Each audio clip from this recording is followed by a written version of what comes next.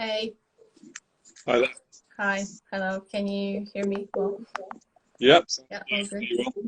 Thank you for doing this, No problem. and really nice to meet you. We haven't met before, so I'm really interested to find out more about doubles from you and about just your career in general. Yeah, well, I'm happy to share. Happy to share, and I mean, we'll see how it goes, huh? What does a day in your life look like, let's say? Um, yeah, I mean, it's sometimes a bit uneventful, but too bad. I mean, I usually wake up in the morning, and I just, I'm getting a little bit older now, so I got to get started with some sort of like a flow mobility slash yoga-esque um, sort of warm up, just to kind of get myself going. I mean, I have to. Get kind of, I don't know, my back and spine sort of warmed up, do some stuff on my hips.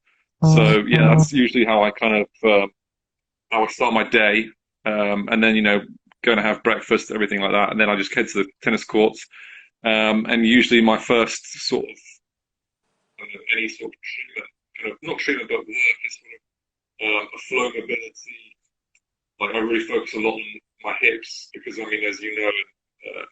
Probably heard of a lot of players who've had hip issues now, especially us Brits. I mean, Yeah, obviously Andy's very well known for that having that problem. Laura Robson's obviously suffered with that as well, and I other think players. your sound is a bit off, a little Is bit. mine?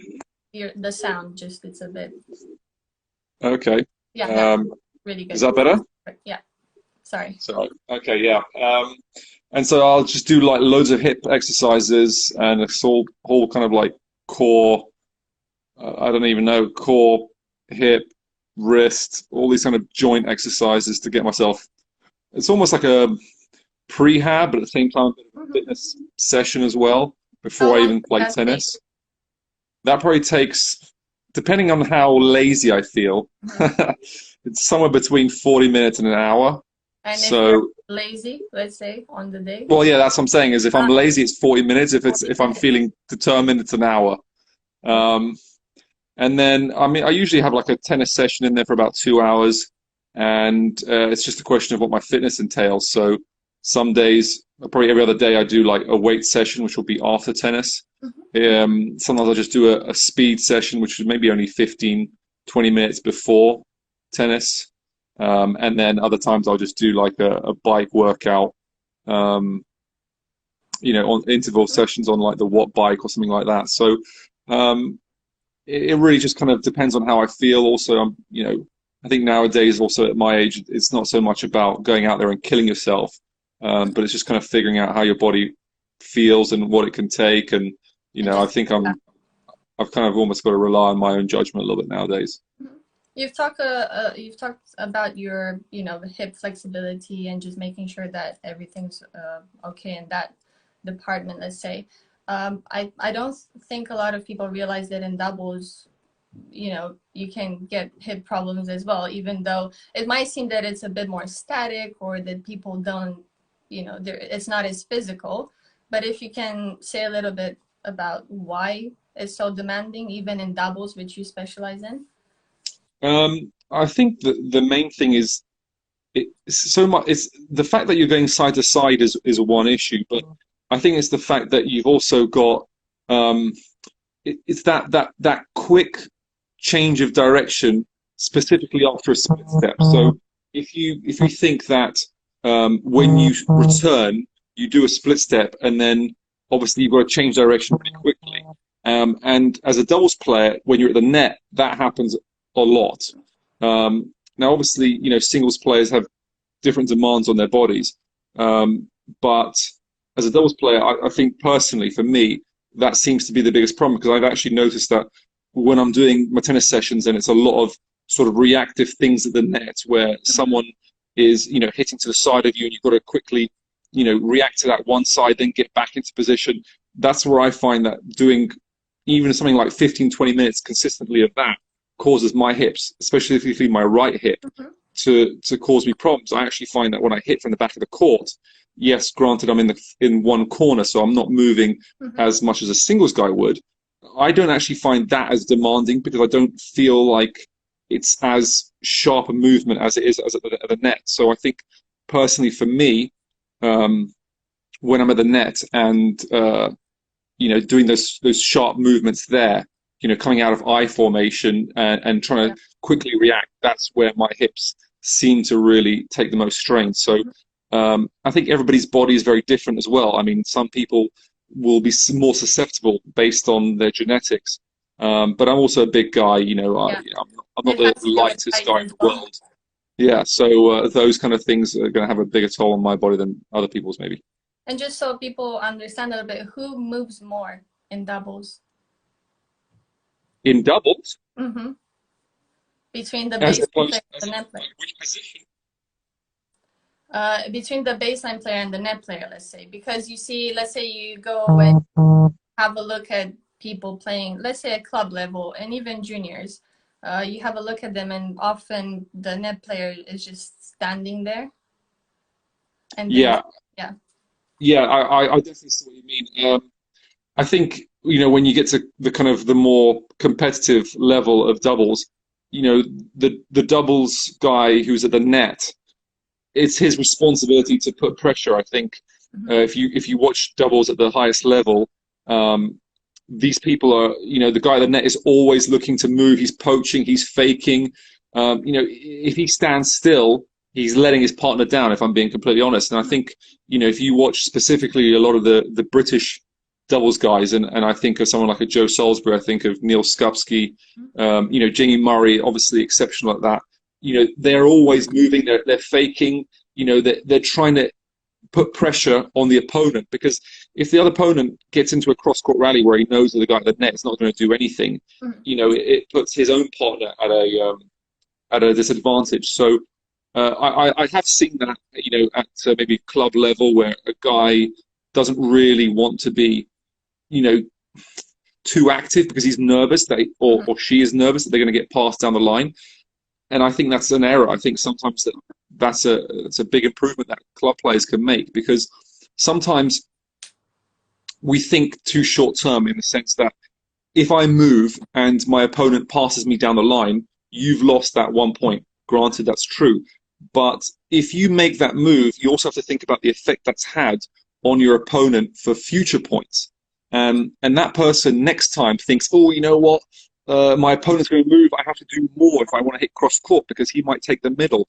And that forces an error. So even though you've lost the point that you made the move on initially, it may pay dividends later down the line. So I think that, you can't really just think 1 point at a time. And to give an example, our coach, Louis Caillet, Yeah. there's one particular case where if your partner is a returner and he returns the ball, and the person coming in is hitting the first volley, our coach Louis always says that you keep moving, you keep putting pressure until you get passed down the line in the tram lines 3 times. Only then do you start considering not moving as much. Mm-hmm. So, and he probably says, I mean, obviously at the higher level, that doesn't happen as much. Maybe it might happen at club level, but maybe not. Yeah. But the thing is, you can't just think 1 point at a time. You've got to think, okay, you know what? Do it multiple times, and then I'll start changing my tactics. But I think the key is to always put pressure. And as I said, those movements can sometimes also be challenging. So let's not also forget that sometimes at club level, people might have, might have some mobility issues, and therefore it's a little bit trickier. What, apart from this, what other advice would you give juniors, let's say, or club players, in order for them to improve their doubles game, to make it more efficient? That's, that's a tough question. I think there's a lot that can be said there. But I think I will again kind of refer back to Louis Caillet, because I think he's a genius when it comes to these things. Yeah. I think sometimes it's about having sort of a base understanding or the basics of sport, of doubles, pardon me. And when one of the first things that Louis teaches us when we decide that, for example, we're going to specialize in doubles, or he thinks that this is something that we can work on, is he starts he's very well known for pulling out ropes. And he will, for example, let's say you have a doubles player who stands in the deuce corner at the junction of the doubles alley and the singles alley. Mm-hmm. And from there, he's hitting a forehand, or she is hitting a forehand. He will show you with ropes where that ball is passing down the line and cross court. And sometimes you, as a net player, feel like you have to cover too much. And that's, I think, sometimes a mistake that we make as doubles players, whether it's at the highest level or at the lowest level. You think that you have to do more than you actually have to do. And in fact, in my opinion, the basics, the simplicity is the key, is to start with the simple things. And, whether it might just be, don't hog the sideline too much. Let's have more of a presence by being more central in the position. So, that can be pretty important. Or, in fact, also from a counter perspective, is if you can actually stay within your own bubble, so to speak. So you're not too fussed by what the opponent is doing, but rather focus on your own self and your own strengths. So I think those are kind of key. And as a partnership, you want to make sure you don't have too many angles between you, but there's also an understanding of, giving your opponent the hard shots. I think realistically, I think that's probably the biggest thing I would say, is give your opponent the shots that are the hardest to do. And if we look at the doubles alley, a good example in the kind of the highest level doubles is, we always tell ourselves, if people are able to hit into the tram lines, you have to give them credit for those kind of shots. You say, listen, well done, you deserve it, you're a good player, you're allowed to do that, obviously, and you should almost clap them for that. But you don't want to be giving them the easy ones through the middle. So take away the percentage shots from your opponent and give them the low percentage shots. And if they hit that, fantastic. But most likely they won't. And especially when it comes down to big points, what I touched on earlier is the fact that you've taken those kind of high percentage places away from them later down the line, they will feel that pressure. And when they try and go for the low percentage stuff, they're likely to miss. What would be your, let's say even one or two tactics in doubles that work most of the time? I'm not sure that there's any particular tactic that works most of the time. I think variety is key. If we can almost call it that, as I'm sure everyone who kind of is plays tennis and realize that there's something that you can use, and yes, you can kind of keep going to it. It's your strength, let's say, but people eventually start cottoning on, and they'll start understanding that this person's going to do this. So even in our sport, it's not enough to just do one thing exceptionally good. I'm obviously known, I would say, for my larger serve in my game, but it's not enough to just keep hitting, big flat serves, because guys, they start reading your service toss, they start reading what you like to do, they start taking away those things in big points. So you have to constantly change it up, and using slices, using kick serves, changing your position, whether you start from the I formation or from the normal formation.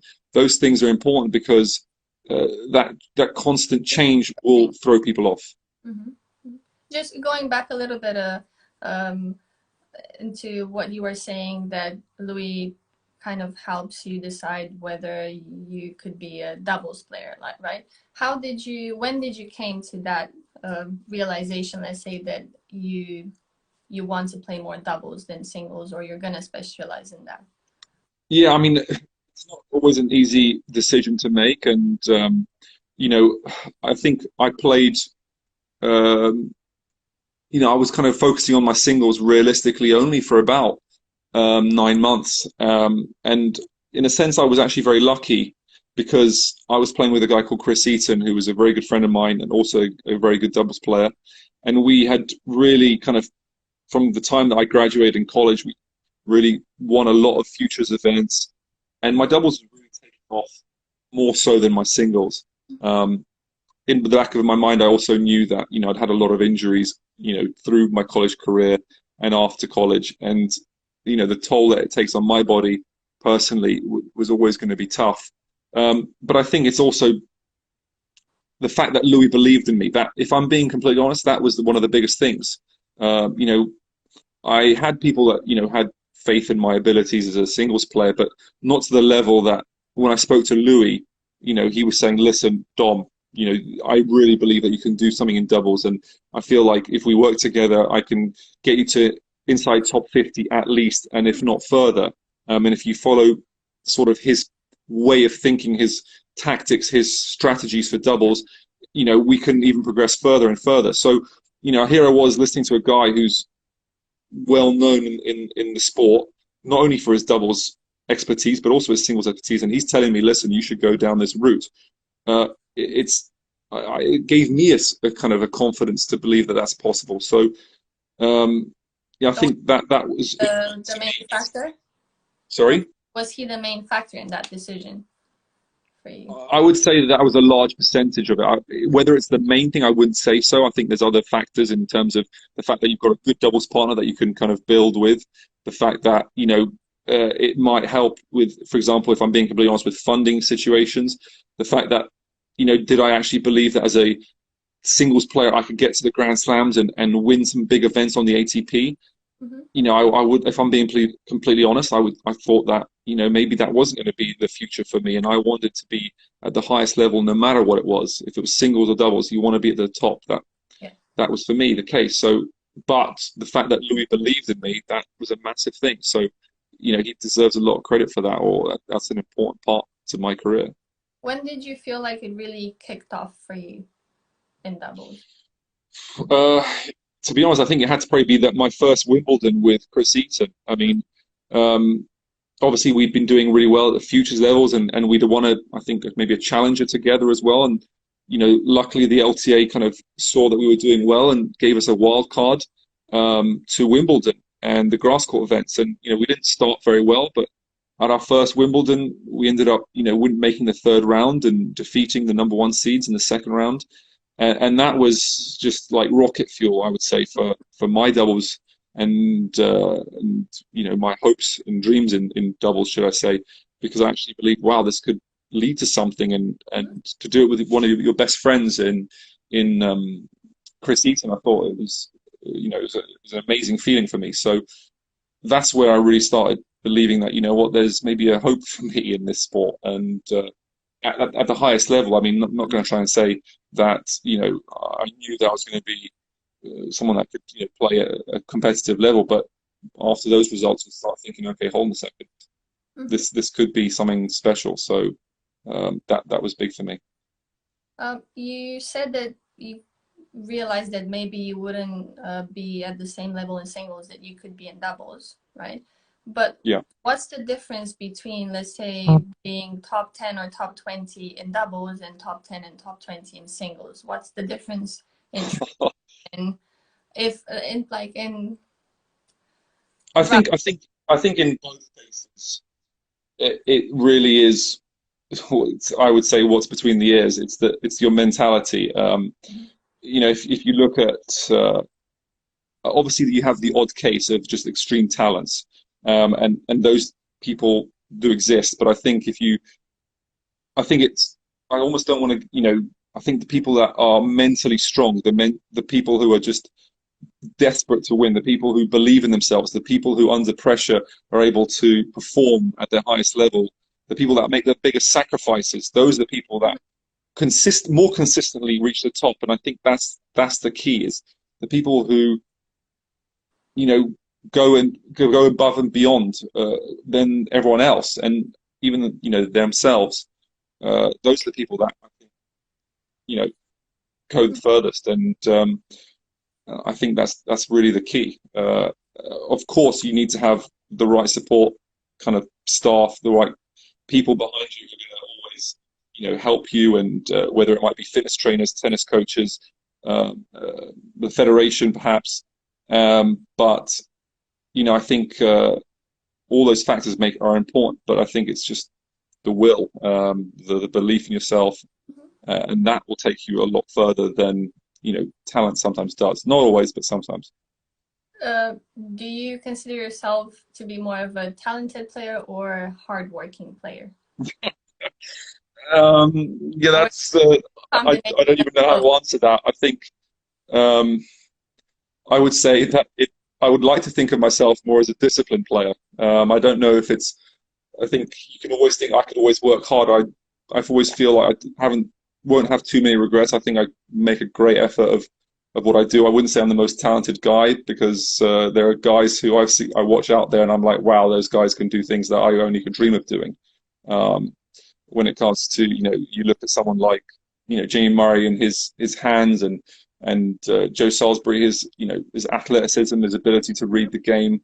That those are guys that are fantastic. I would say there's a lot of guys among the Brits at least who I would say are more talented than me. But I'd like to think that hopefully my discipline and focus over the years has kind of helped me to maximize what I have.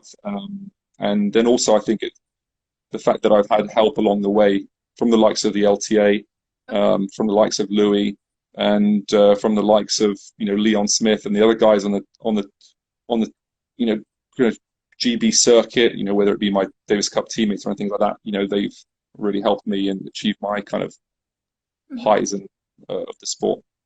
What do you think maybe they could do more, let's say maybe even the LTA or other people involved, what could they do more to make it even more interesting for juniors, for example, to follow that path? Are you talking about doubles or just tennis? Playing doubles. Um, Because I don't know how many of them consider this as being an alternative, Yeah, I mean, I don't know. I don't know if it's easy to say. What's the best way of going about it. It's tricky to say. I think a lot of people want to, succeed in singles, and that's their primary objective. I mean, we can say that the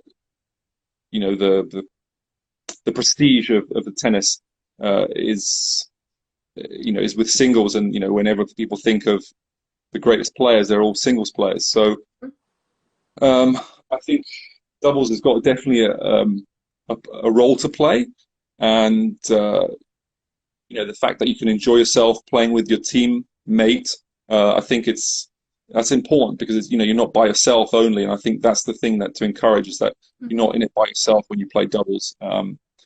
But I'm not sure that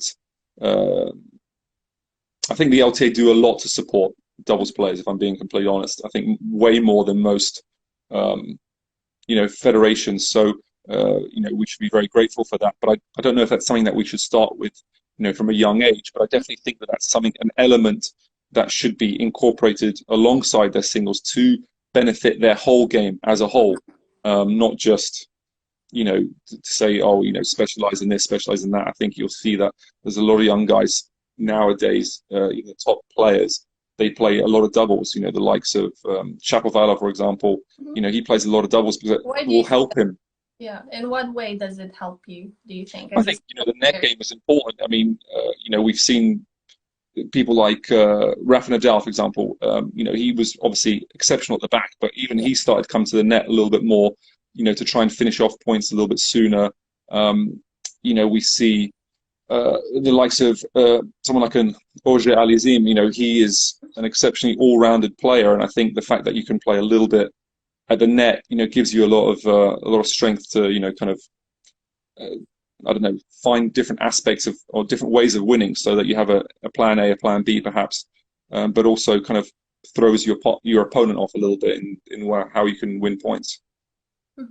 And in terms of, let's say, finding the right partner to play doubles with, I think people, or a lot of people, don't understand why players keep changing partners, and maybe we can explain a little bit. And how do you actually, what would be a good partner for you, for example?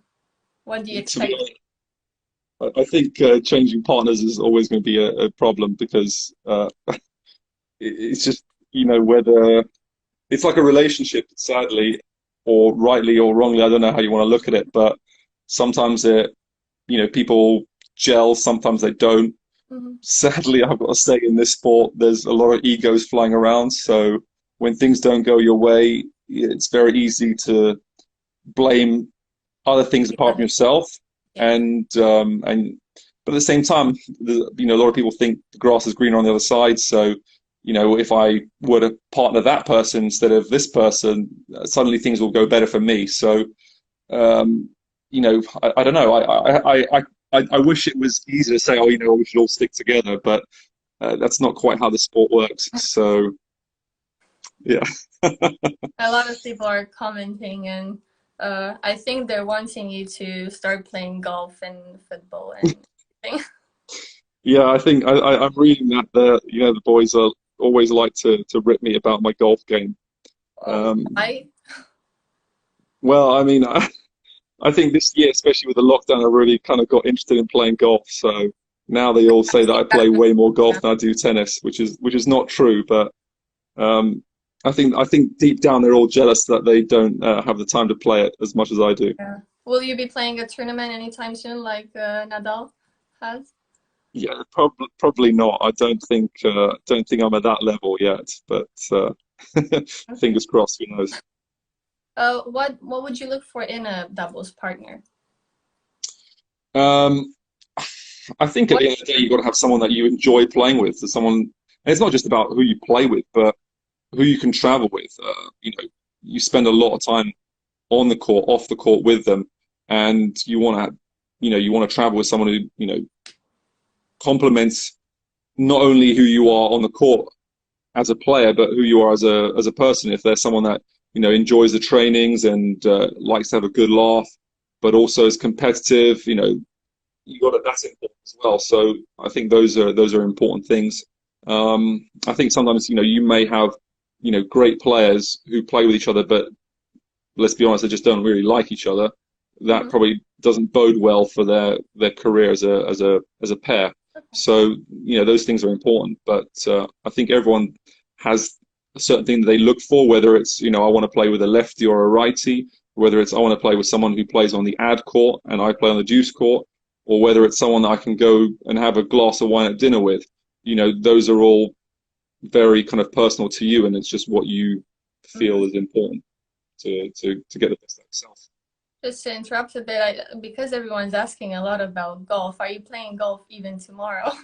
Are No, you I'm not. I'm not holding playing with? golf tomorrow. I'm actually at the tennis courts tomorrow Okay. training. So yeah, these guys do like to get on me, and I think that, yeah, What do you usually play with? Who do you play golf with? I play with a few guys who are members at Wimbledon, and also um, there's a few guys that I joined a kind of a club with, and I kind of got to know them. But I'm also a few guessing not. guys here who have kind of decided to chirp up, Have you played with like like? Tim Graham right here. We played in Spain together, so that was back after the first lockdown. Toby here, and then um, but yeah, a few guys here who would love to have a game. Okay. In terms of doubles, who do you think has been your strongest opponent? Who was it really difficult to play against, or who is still difficult to play against, and why? I mean, every single guy I play against is tough for me anyway. But um, I think what's his name? Jack Sock is probably, in my opinion, probably one of the best doubles players on the tour right now. I think whenever he plays, he's dangerous. He's just really dangerous as a partner. And to be fair, a lot of times I'm actually just scared I'm going to get hit in the face When you because see the him, way he hits his forehand. yeah, when you see him getting ready to hit a forehand is Exactly, I could barely read it. So yeah, he's definitely a difficult one. Um, Personally, I have probably the worst record against Nicholas Mahut. I think he's one of the few guys who plays doubles extremely regularly, who I don't have a win against. So he's probably my sort of what do you want to call it? My bogey player in the sense of yeah, I don't have a very good record there, but yeah, there's a lot of players who've got good records against me. So I would say that there's not a lot of guys I love playing, but maybe this year it can all turn around for me. I'm just gonna ask you, what's the atmosphere in the British team? Because I can see you're I think having a good laugh at I each can see other. from here that the atmosphere is is definitely one where they love to rip me a lot. Well, it's not just me, but everyone. But I think this for them is a great opportunity to find out ways to have a go at me. So I can only imagine the group chat after this. I'm going to get rinsed, but hey, that's what it's about, isn't it? Who has yeah, how has tennis, like doubles game, the doubles game changed in the last, let's say 5 years, 8 years? Have there been any big changes? I think so. I think nowadays a lot of people. I don't think there's as many good volleys as there used to be. I think there used to be a lot of guys who could, they were serving volleyers, just out and out volleyers. They were exceptional at the net. And, if you look at the kind of older generation, the likes of Leander Paes, Daniel Nestor, they were exceptional volleyers. And I think that sort of has kind of changed a lot, that people don't volley like that anymore, or not as much. And you now see guys who are hitting more from the back, and just, ripping. They serve and stay back, and they just rip from the back. And they're difficult to deal with because, they hit it so big, and it's difficult to handle that volley. I mean, how to redirect, to control that sort of a pace when someone like I don't know, Sam Querrey is taking his forehand at you. It's very tricky. So, and as well as that, those same singles players are also, pretty good at the net as well. I thought maybe 5 or 6 years ago, some of the singles guys were a bit of a liability at the net. You could hit at them and they're not going to really do a lot or make a lot of mistakes. And nowadays, those guys are quite solid there as well. So there aren't as many weaknesses even from, singles guys who don't play as regularly. I think their games have just become a little bit more all round. And it's very tricky to play against them. So yeah, I think there's still a few fantastic volleyers. Jamie Murray comes to mind, and as such. But I think that is slowly kind of, I don't want to say dying, but it's not becoming as big a part of the game. I think having that all-round game, especially from a singles background, it seems to be kind of prevailing. What about in terms of the server? Because we see, let's say, a lot of players that hit bigger serves now, but at the same time, the returns are coming back. I mean, the point is playing. Yeah, again, I think it comes down to how much singles guys are playing. I mean, yeah, like you said, I mean, I think there used to be like the big server or the very good returner, and I think nowadays it's amazing. Like everyone serves pretty good. I would have liked to have thought that, I would have been a much bigger server than most, but I think nowadays I would almost put myself as a kind of maybe just a little bit above average server. I mean, these guys nowadays are just, rocketing serves down there. And as well as that, then they can also return just as good. And they move fantastically, and they're at the net solid, and they're ripping groundies, and it's not very easy. So I think it's that all-round game that is, necessary in order to progress. And I think, or you've got to be extremely, extremely, extremely good at one certain thing, or two, let's say two. But I think, if I'm being completely honest, I think nowadays, when people look at doubles partners or doubles players, I think one of the things that stands out is the return. If you really look at the guys like, okay, who do I want to play with, or who's difficult? Most of the time, it's the guys who return well, because when people serve well, yeah, most people can hold serve. Yes, they might struggle a little bit more here or there, but if you are a good returner, you're mostly holding and always putting pressure on the return games, and I think that's the kind of the big thing. So, if I'm being completely honest, I think the biggest weapon now in doubles is returns. Okay. Oh, and what do you think? Will we see other changes in doubles in the next few years? Okay. Where do you think? I don't know if I'll be around long enough to see him. But I just think, in my opinion, you're going to start seeing the guys who are the sort of all-round player, all-round game. Even in doubles. Even in doubles, I think you see the sort of the singles player who is very good at doubles as well. The people like Herbert is a good example. Exceptional in doubles, extremely good in singles. Like a Mahout who came through the singles as well. Shapovalov, exceptional in doubles as well. All these guys, I think back a little bit further back with someone like a Jürgen Meltzer, who was, top 10 in singles, but then was also winning Grand Slams in doubles. Those are the guys who are, extremely hard to compete with, because they got that all-round game. They're just, when they're on, there's not much you can do, and it's tricky. And you said that you don't know if you're gonna be around when that change happens. What are the plans for you? Well, I know what all the boys on the group chat will say. They'll say pro golfer, but no, I don't know if it's that. Yeah, I mean, look, I mean, obviously, I love playing tennis, and I'll try and give it a go as long as I can.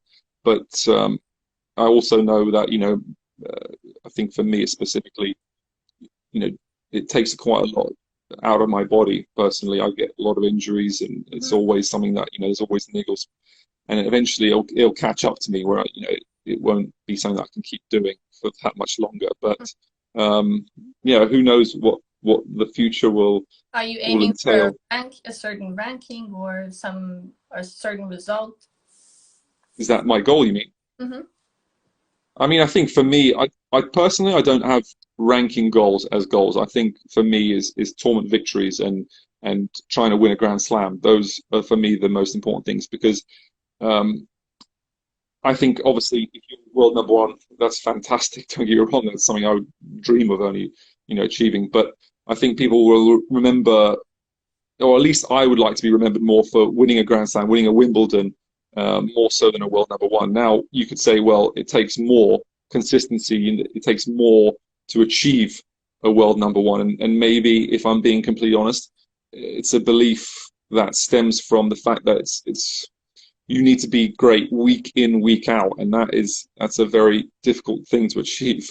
Whereas perhaps at a Grand Slam, you only have to come out and play well for 7 days, so to speak. But I don't know, if you win a Wimbledon, that is amazing, and that's always going to be an incredible achievement. I think if you were to be world number one without winning Grand Slam, I think that's something that people will always, I don't know, say, oh, but you never won a Grand Slam, or Yeah, okay. which is not truly fair, because the world number one achievement is probably harder than winning a single Grand Slam. Um, but yeah, I think, I don't know, having that trophy in your room, that would be pretty nice. That would be nice. And do you think, for example, going back to kind of encouraging juniors to play a little bit more doubles, do you think events like the county cups and everything, like just team events, would be a good way to motivate them to play a bit more? Um, I don't know if I mean, I think county cups are important, and keeping doubles uh, alive and part of the whole experience. I think that's a very important thing. And I always thought that the way they do it at juniors, where in the junior rankings, ITF rankings, they would take a percentage of your total doubles points and count it towards your total ranking. So your ranking would be based on, let's say, I think it was something like 80% singles points, and 25% of your doubles points would make up the other 20% or Mhm. 25% of your ranking. So you have a general ranking which counts doubles a small amount and singles a large amount. So you're a complete tennis player, should we call it that way? Yeah. And I actually personally like that, and I personally think that would be an interesting way of doing the rankings for ATP and WTA in the future. That's my personal opinion, and I think that would be the best way to keep doubles extremely relevant, and also, to see who's a well-rounded player. Yeah. Whether that's going to happen, I'm not so sure. Um, but I think that would be pretty cool, and I think at least in the juniors, that's a good way of keeping people well-rounded in the sport. In getting that kind of that volley element of their game up to scratch, because sometimes if you just play singles, we've seen a lot of players who, they're maybe not the best at the net. But I think that if they could develop that part of their game, it just gives them another kind of string to their bow, should we say? Hmm. So you've said golf is maybe out of the question, but if it wasn't for tennis, what would you have done? What would you have been? I probably would be. investment bank or something like that. If I'm being completely honest, I was in college, and I graduated with a degree in finance. And actually, Okay. in my last year, I was doing interviews for banking and consulting jobs. And it was actually my coach in college, Brian Boland, who was like, "What are you doing, Dom? You're an idiot. Go and play tennis. You can always come back to the banking." Um, so I'm glad that he told me that, because it allowed me to follow this career path. But also, I was actually injured for a whole year back in 2010, and for about 3 or 4 months I went to work at Bank of America Merrill Lynch, in private banking. So when I wasn't able to play tennis, I did go and do that, Mhm. and it helped me to see what that's like, but also keep that interest. And something that I've always been interested in is kind of the finance industry. And Mhm. I kind of take care of, well, not all of them, but a decent amount of my finances, and that's things that I'm interested in doing. So Okay. probably that. No wonder someone commented saying that you'd be or you are a property mogul. So, Yeah, well, that and I do have investments in that as well. So that's another thing as well. Um, try to diversify your portfolio. That's the way of looking at it. good, So yeah, I don't know which one will win out, but those are important aspects. Yeah. good. Okay, I think we're gonna try and finish with a round of quick fire questions, if that's okay. Okay. So, first one would be your number one strength as a player. I mean, it's got to be the serve, isn't it? Dom the bomb. Yeah, That's what I'm you known for. like that nickname. Yeah, I actually do. So I think Jamie Delgado was the one who kind of came up with it. So I owe him for that. Good. Pick a doubles partner. Perfect. Male or female? Male and female. And they have to be current tennis players, or just anybody in the Any. world? Any. Anybody. Oh. Um, okay. You don't have to give current ones if you don't want them to get upset with you. No, no. I mean, that's a tough. This is quick fire. There's a lot of people to pick from here. Um, can we come back to that? Let me think about it as we're going along. Okay. Summer or Christmas? Christmas. Favorite Christmas film? Gremlins. Okay. Country you'd move to? Country, sorry. Country you would move to? Um, New Zealand. Favorite tennis player? Male and female? Favorite tennis player, male and female. I really like watching Wawrinka, Mhm. so I would say Wawrinka. And on the girls' side, I really liked watching Justine Henin-Hardenne back in the day. I thought she was incredible.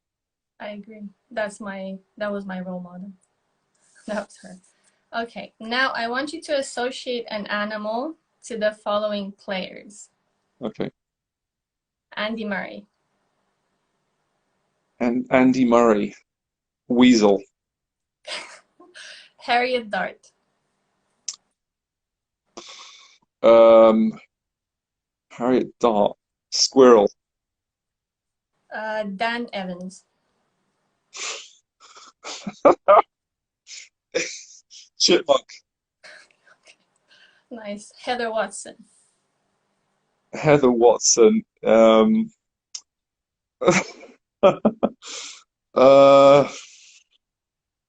what do Leopard. nice, Jamie Murray, Jamie Murray. Um, Ostrich. yeah, I can imagine an ostrich playing tennis right now. Yeah. Joe Conta, Joe Conter. Um,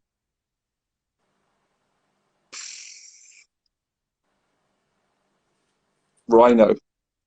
okay, and yourself. Myself, Mm-hmm. Silverback Gorilla. Good, good one. Good. Well, Yeah, that's about it. Okay. I think we'll try and end there. Thank you very much for accepting to do this. It was fun. It was a pleasure. I hope you guys enjoyed it, and Yeah, I think the guys enjoyed it. yeah, we'll see. We'll see. I don't, Yeah, I'm sure I'll see them tomorrow morning at the tennis center, and we'll see how much how yeah, much stick they give me. I don't want to find out, but yeah, hopefully you'll be okay after that. So I'll tomorrow. survive. Thank you very much. And yeah, Thank you. Thank you. have a good day tomorrow. Cheers. Thanks a lot. Take care. Thanks. Bye. Bye bye.